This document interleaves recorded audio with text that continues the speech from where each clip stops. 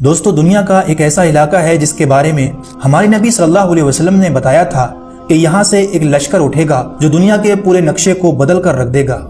خراسان، یہ نام آپ نے سنا ہوگا، لیکن کیا آپ جانتے ہیں یہ علاقہ کہاں ہے، کس دیش میں ہے؟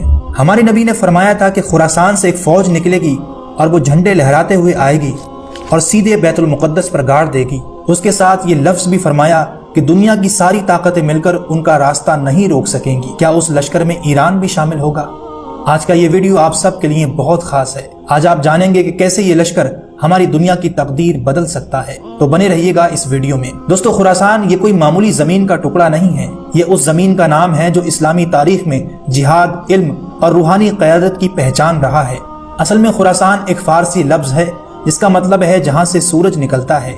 یہ علاقہ مشرق کی جانب تھا اور یہ اسلامی فتوحات کا دروازہ بنا۔ اگر آج کے نقشے میں تلاش کریں تو پرانا خراسان ایران کے مشرقی حصے، افغانستان کا بڑا حصہ، ازبکستان، تاجکستان اور یہاں تک کہ ترکمانستان تک پھیلا ہوا تھا۔ پہلے آپ خراسان کو سمجھو، لشکر اپنے آپ سامنے آ جائے گا۔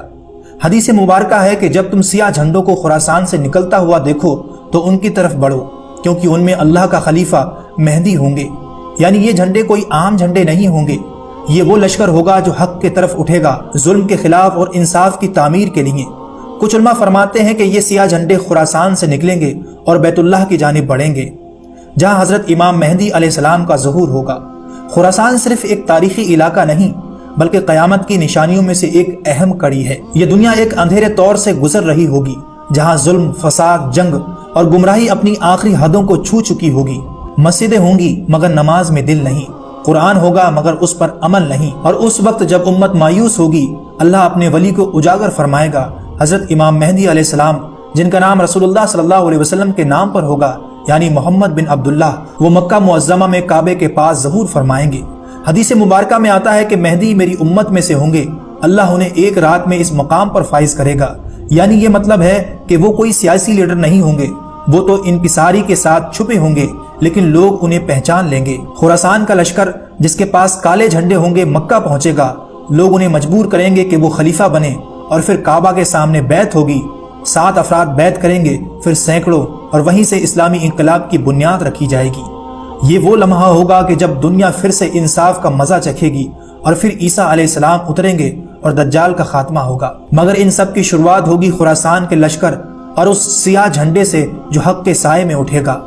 اب سوال یہ ہے کہ یہ خراسان کا لشکر کون ہوگا؟ کون ہوں گے وہ لوگ جن کی تحریک حدیث میں بشارت کے طور پر بیان کی گئی ہے؟ کیا وہ عام فوج ہوگی؟ یہ لشکر دنیا کے کسی طلب میں نہیں بلکہ رب کی رضا اور دین کی عزت میں اٹھے گا۔ ان کی کچھ خاص پہچانیں حدیثوں اور علماء کے تذکروں میں واضح ہوتی ہیں۔ حدیث میں صاف الفاظ ہیں کہ سیاہ جھنڈے خراسان سے نکلیں گے۔ تاریخ بتاتی ہے کہ قدیم خراسان میں آج کا افغانستان، ایران کا مشرقی علاقہ، تاجکستان اور سینٹرل ایشیا کے کچھ حصے آتے ہیں۔ رسول اللہ صلی اللہ علیہ وسلم نے فرمایا جب سیاہ جھنڈے خراسان سے نکلیں تو ان کی طرف بڑھو۔ یہ جھنڈے کسی حکومت کا نہیں بلکہ حق کی نشانی ہوگا۔ یہ لوگ جنگجو اور متقی ہوں گے، یہ لوگ ایسے ہوں گے جو علم اور جہاد دونوں سے لیس ہوں گے، نہ ظالم ہوں گے نہ ظالموں کے مددگار۔ ان کا مقصد صرف ایک ہوگا، حضرت امام مہدی علیہ السلام کے لیے زمین ہموار کرنا۔ یہ لشکر کوئی دوستو گزرے ہوئے زمانے کی کہانی نہیں بلکہ آنے والے دور کی حقیقت ہے۔ اس لشکر میں ہم نہ ہوں مگر ہماری اولادیں ہوں گی۔ جب خراسان کا لشکر مکہ پہنچے گا اور جب امام مہدی علیہ السلام کی بیعت مکمل ہو جائے گی تو اس دن سے دنیا کے نقشے پر ایک نیا نظام قائم ہوگا۔